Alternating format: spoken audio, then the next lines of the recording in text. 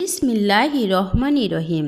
হে সমস্ত জগতবাসী, বিশ্ব আধ্যাত্মিক জ্ঞান সঞ্চার দরবার শরীফ হইতে আমি কুলসুম চিস্তি আমার মুর্শিদ কেবলা গাউসুল আজম শামীম আলী চিস্তির লেখা গ্রন্থ থেকে কিছু তত্ত্ব আলোচনা করিব। আশা করি আমার আলোচনাটি ধৈর্য ও মনোযোগ সহকারে শুরু থেকে শেষ পর্যন্ত সম্পূর্ণ আলোচনাটি শুনিবেন। তো কিছু কিছু বিষয় আলোচনা যখন আমরা জানব এবং বুঝব, তখন আল্লাহর সৃষ্টি সম্পর্কে আমাদের বোঝা হবে, জানা হবে। আল্লাহ কিন্তু এটাও বলেছে যে অবশ্যই তোমরা আমাকে জানো, আমাকে চেনো। তোমরা যদি নিজেকে চিনতে পারো, নিজেকে বুঝতে পারো, তাহলে আমার সৃষ্টি বুঝতে পারবে এবং আমার সৃষ্টি বুঝলে তোমরা আমাকে বুঝতে পারবে। তাই আল্লাহর কুদরতের কিছু সৃষ্টি নিয়ে আলোচনা করব। আরশ, কুরসি, লৌহ কলম কালেমার মধ্যে নিহিত, এই নিয়ে কিছু তত্ত্ব আলোচনা। আরশ, কুরসি, লৌহ কলম কালেমার মধ্যে নিহিত আছে কেমন করে? কালেমার মধ্যে মুহাম্মদ এবং মুহাম্মদের মাঝে আল্লাহ মিশে আছে। সেই মুহাম্মদ না হইলে আরশ, কুরসি, লৌহ কলম, লোহে মাহফুজ, লোহে কলম কোনো কিছুই সৃষ্টি হইতো না। সমস্ত বিশ্বের কথা বলার চেষ্টা করব সৃষ্টি সম্পর্কে, কিন্তু বিশ্বের বাহিরের কথা না। যেমন বৃহত্তম মিম দ্বারা আরশ সৃষ্টি করিয়াছেন আল্লাহ, সেথায় শুধু সৌরজগৎ মানে আলোকিত জগৎ, স্রষ্টার জ্ঞানের জগৎ।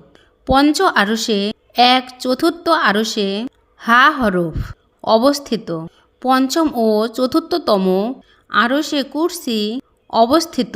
সেই আরশে আল্লাহ সিংহাসন রাখিয়া বসবেন। সেই কুরসিটি চতুর্থ পঞ্চম আরশে মাঝামাঝি অবস্থিত। এই কুরসিটি বসিয়া আল্লাহ সমস্ত সমাধান করবেন এবং করিতেছেন। এবং এই আরশের উপর নিচে বাতাস চলাচল চলছে হরদম। জমিন, সাগর, পাহাড় বা পৃথিবী অবস্থিত। হা হরফের নিচে বৃহত্তম আরও একটি মিম অবস্থিত, সেখানে সাগর, পাহাড়, পৃথিবীর অবস্থান আছে। আবার বলছি, জমিন, সাগর, পাহাড় বা পৃথিবী অবস্থিত। হা হরফের নিচে বৃহত্তম আরও একটি মিম অবস্থিত, সেখানে সাগর, পাহাড় ও পৃথিবীর অবস্থান আছে, যেখানে মানুষ বা প্রাণীদের জন্ম হইয়া থাকে এবং মৃত্যু হয়ে থাকে।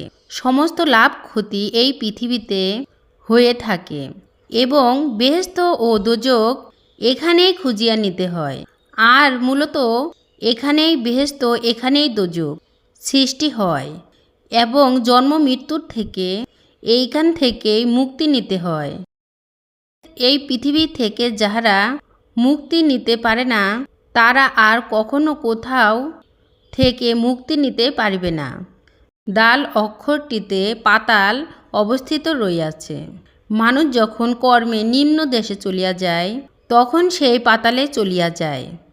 যেমন সেখানে কঠিন কষ্টের জায়গা, যেখানে মানুষের সুরতের কোনো অস্তিত্ব থাকবে না। সেই লৌহ জমিনে মিমে অবস্থিত এবং কলম দাল হরফে অবস্থিত। এই ভেদান্ত না জানা পর্যন্ত আধ্যাত্মিক জ্ঞান লাভ করা যায় না। মান আরাফা সম্বন্ধে যার জ্ঞান নাই, তিনি কখনো এই বিষয়টি, মান আরাফা সম্বন্ধে যার কোনো জ্ঞান নাই, তিনি কখনো এই বিষয়গুলি বুঝবেন না। আল্লাহ আমাদেরকে অবশ্যই বোঝার তৌফিক দিবেন। তখনই যখন দেখা যায় আমরা কোনো কামেল মুর্শিদ এবং কামেল অলির কাছে যাব, তখন তিনি কিন্তু আল্লাহর সঙ্গে সম্পর্ক করিয়াছেন।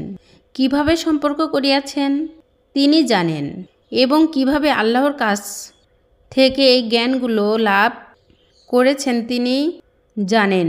তাহলে আমরা যদি সেই মানুষের সংস্পর্শে যাই এবং তিনি যখন আমাদেরকে আধ্যাত্মিক বা রুহানিয়াত জগতের শিক্ষাগুলো দিবেন, তখনই দেখা যায় আমরা সেভাবে সেই নিয়মে যখন আমাদের সাধনা, আমাদের কাজ চালিয়ে যাব, তো ইনশাল্লাহ আমরা সেই পর্যন্ত পৌঁছে যেতে পারব। তবে হে জগতবাসী, আজকে এই আলোচনার মূল হলো কি? আরশ, কুরসি, লৌহ কলম কালেমার মধ্যেই নিহিত। তো এই বিষয়ে আপনাদেরকে আমি কতটুকু বোঝাতে পেরেছি অবশ্যই আমাদেরকে কমেন্টে জানাবেন। আর পরবর্তীতে আমরা যেন আপনাদের কাছে এরকম ভিডিও আরও পৌঁছাতে পারি। তো আমাদের চ্যানেলটি যদি আপনাদের ভালো লাগে তো অবশ্যই সাবস্ক্রাইব করে দিবেন। পরবর্তীতে যেন আপনাদের আরও ভালো ভালো আলোচনা নিয়ে সামনে আসতে পারি। সকলে ভালো থাকবেন, সুস্থ থাকবেন। আল্লাহ হাফেজ।